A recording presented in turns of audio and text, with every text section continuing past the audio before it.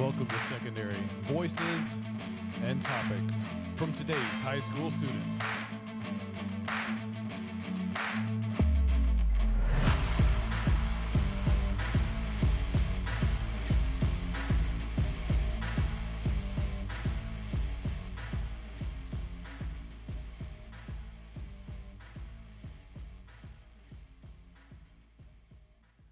All right, guys, it's back with Cryptcast.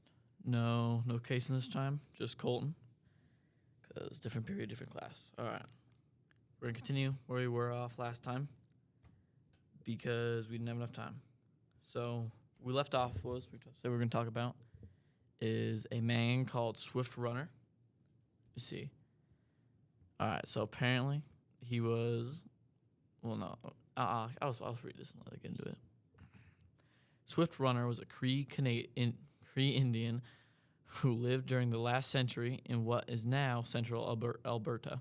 His background seemed not unusual. As a young man who received a solid, useful Cree education, he married and had a family of 6 children. He traded with the Hudson's Bay Company, and in 1875 he served as guide for the Northwest Mounted Police. But Swift Runner's life ended in tragedy and notoriety.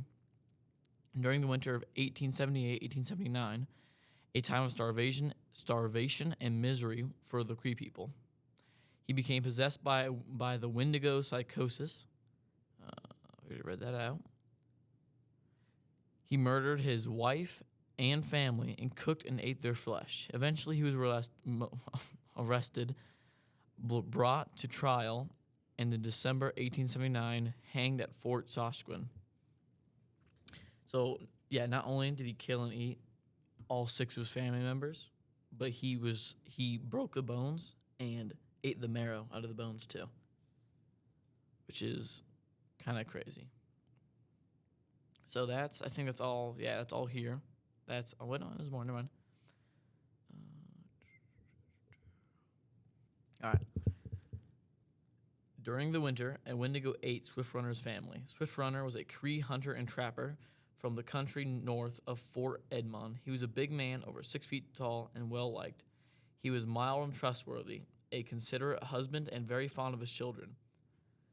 All of these traits endeared him to his people and to the traders of Hudson Bay's company. But that was not enough to allay suspicion when he returned from his winter camp in the spring of 1879 without his wife and family. When he could not give a satisfactory amount of their whereabouts, his in-laws became worried. They decided to tell the Northwest Mounted Police, who had been in the West for just 5 years. Inspector Xavier Gagnon was given the task of investigating Swift Runner's behavior. He and a small priority of policemen accordingly trekked out of the trapper's camp. Swift Runner showed the mounted policeman a small grave near his camp. He explained that one of his boys died and was buried there. Gagnon and his detachment opened the grave and found the bones undisturbed. That, however, did not explain the human bones scattered around the encampment. Gagnon produced a skull, which Swift Runner willingly told him was that of his wife.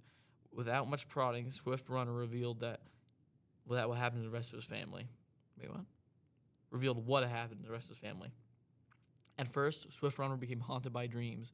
A wendigo spirit called on him to consume the people around him. The spirit crept through his mind, gradually taking control. Finally, he was a wendigo, and Swift Runner was no longer then. The wendigo killed and ate Swift Runner's wife. Sounds pretty weird right now. But anyway, so basically, he got taken over by wendigo psychosis and ate his family. Best way to put it. He was a while back. First hanging in Alberta, I'm pretty sure. All right. So more about the wendigo. Let's see if I find it. Here's a little, what's it called? Like a little description of one of the people. Like I think it's Albuquerque, some sort of tribe. Let's see. They said that the wendigo was gone to the point of emaciation. Its dessinated skin pulled tightly over its bones, without its bones pushing out over its skin. It's a complexion of the ash gray of death, and its eyes pushed back deep into its sockets. The wendigo looked like a gaunt skeleton recently disturbed from the grave. What lips it had were tattered and bloody, unclean and suffering from eruptions of the flesh. The wendigo gave off a strange, eerie odor of decay and decomposition, of the death and corruption. So that's apparently what it's described to be. But I know in a game called Dungeons and Dragons, a little board game, it's depicted to be like a rotting figure, and so that's where a lot of people are getting that from. So there hasn't been a whole lot of reports. It's just reported, like not reported, rumors of it being either that or being an actual spirit that just takes over people. So they're all not really true. All right, this is going to be a pretty short episode just because the other one we talked about more stuff. But here is all of its, like, things it says it can do. It has superhuman speed, apparently. Enhanced senses. Superhuman strength. Claws. Could have guessed that. It's intelligent. It has immortality. Lifting strength. So ask him to deadlift stuff for you. Or, like, pick up your couch when you're moving. Regeneration. Voice mimicry, which I'm pretty sure is blown up just because YouTube videos, honestly, or just TikTok videos, all that stuff, because you can find so many videos of just either paid actors or people claiming it's not them, people standing in the middle of literally nowhere, just screaming. I mean, sometimes it's eerie. Sometimes if it's like proven not to be an actor, which normally it isn't, it's a little sketchy, but speed, stamina, attack potency. So apparently it can rip people apart. Sounds like fun. Durability, fear inducement. Yeah, I also could have guessed that. I mean, okay. Invulnerability, range. What? What does that even mean? Does it have like a bow and arrow? Is it going to hit you with a crossbow or something? Shape shifting. Stealth, that's not really a power, but striking strength. Apparently, as a weakness, apparently. Silver and fire can negate its regeneration. So it's kind of like a werewolf, apparently. So apparently you can also kill these things. Let's see how powerful. It even says exceptionally strong, even by monster terms, and grow incredibly stronger as a full moon approaches. So it's really a werewolf. Okay, so it's just some sort of weird werewolf. But all right, so I do have a friend who said he had a story. I'm gonna quote it just from memory. He's not here with me right now, but his name is Dylan. He's pretty Dylan. But he said. So I'm gonna just recite this from his point of view. So he was out. He was. So I'm just gonna say me. Whatever.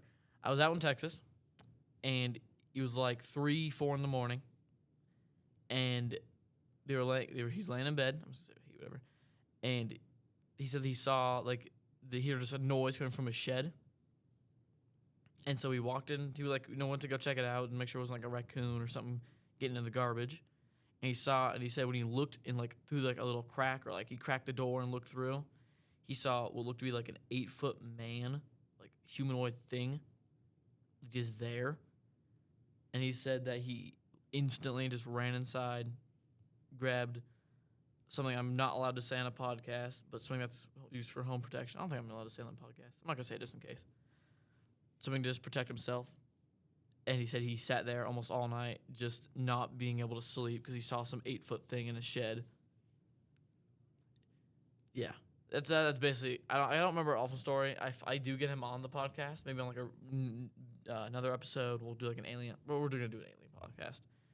Me and him, we can get probably a little information out of him what happened.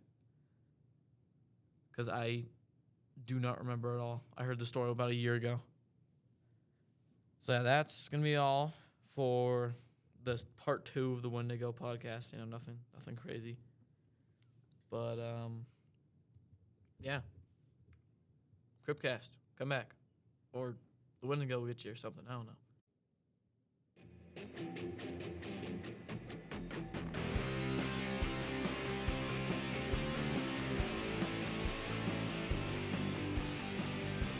Thanks for listening to this episode of Secondary. If you enjoy this content, then please, by all means, share it out. Subscribe to us on Spotify and all the other platforms where you listen to your podcast. Until the next episode, we'll see you then.